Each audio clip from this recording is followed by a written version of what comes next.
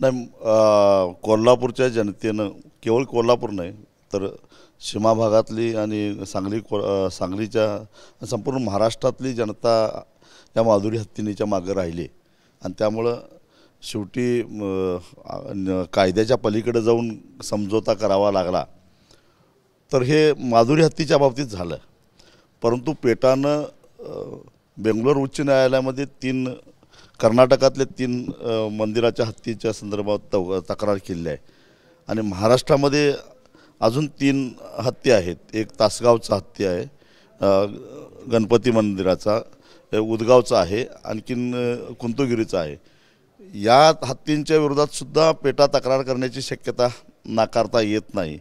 अर्थात पेटाच्या पाठीमागे कोण आहे हे सगळ्यांना माहिती आहे आणि म्हणून मी ती पोस्ट केली की एक हत्ती तर आम्ही घेतलाच, अगदी कायद्याच्या कचाट्यातनं बाहेर काढून वेगळ्या पद्धतीचा समझोता करायला भाग पाडला, पण आता आम्ही गप्प बसणार नाही आणि इकडं वाकड्या डोळ्यानं सुद्धा बघून देणार नाही, हा इशारा त्यातनं मला द्यायचा आहे।